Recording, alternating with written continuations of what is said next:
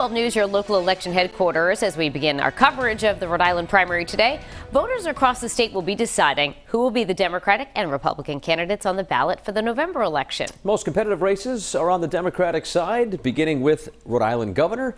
There are the 5 candidates that you know by now, and well, at least you hopefully know by now, right? By this time tomorrow, we should know which Democrat will be on the November ballot for the 2nd congressional seat. The winner will face Republican Alan Fung to see who will succeed retiring Congressman Jim Langevin in Washington. Also tracking the Providence mayor's race, the winner of today's primary expected to succeed Jorge Elorza in January, as there are no Republicans or independents in this race. Kate Walsh, live in Providence right now, looking ahead to the big day.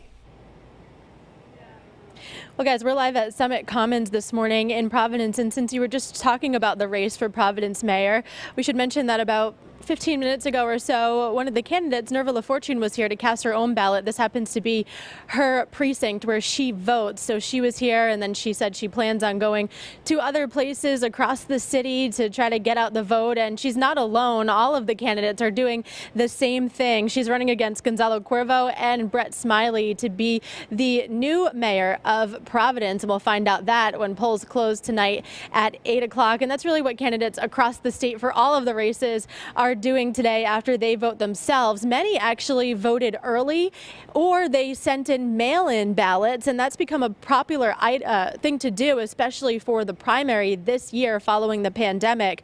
And we got an update from the Board of Elections last night on the numbers leading up to today. There were 14,910 Rhode Islanders who voted early, and they received 13,083 mail-in ballots. We won't know the results of those, of course, until they're all tallied up with today's votes and ballots that are cast in person after polls close at 8 o'clock tonight. Now, 12 News spoke with voters. The first man was waiting for today to cast a ballot. The second man we spoke with said he was dropping off his mail-in ballot at the time. Every vote you put in there directly affects you. So you want to make sure you know what you're voting for and who you're voting for. To vote who we wanted in on the job. Everybody lies. Hey, you pick the best, you think. You know, having done this for about a decade or so, coming out to the polls every year, I can say the primary this year actually does seem pretty busy. There's a constant flow of people going in and out in this first hour that the polls have been open, at least here in Providence at this location. So only time will tell when we see the results later on tonight. Now we're live in Providence. I'm Kate Walsh, 12 News. And stay with us throughout the day as we bring you in-depth team coverage of the primary with updates when the polls close, followed by our election night special tonight at 9, and then complete coverage on our newscasts at 10 and 11 and anytime at WPRI.com.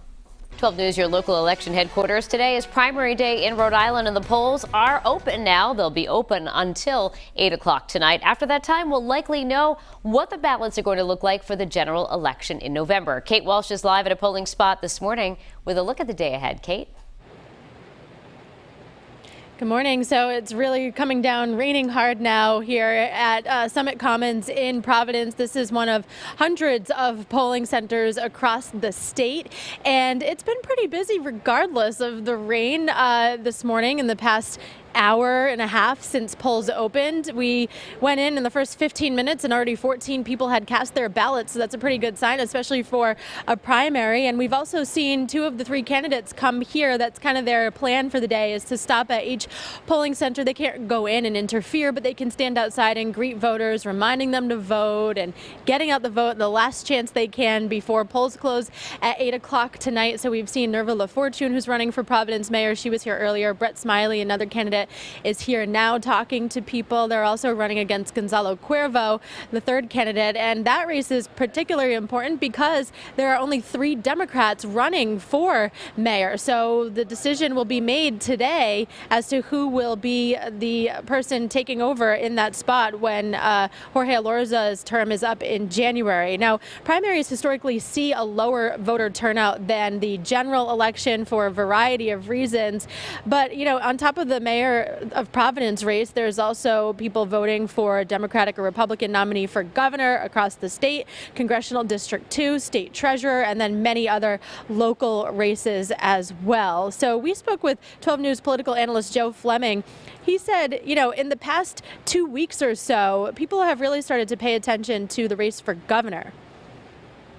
There's been a lot more enthusiasm in the last 10 days about the governor's race than I've seen in the first 6 months of the governor's race. And that could push people to the polls. It absolutely could. People may decide, look, maybe I do want to get out there. Maybe I want to keep the governor we have, or maybe I want to change out there. And as we know, this election season has been one where many people have voted either early or sent in a mail-in ballot. And we just got the latest numbers from the Board of Elections last night, who said about 28,000 votes have already been cast before the polls even open today on primary day. Live in Providence, I'm Kate Walsh, 12 News. Your local election headquarters will get you covered on air and online tonight with updates as soon as those polls close, followed by our primary night special at 9, and then complete coverage of all the results, reaction, and analysis at 10 and 11.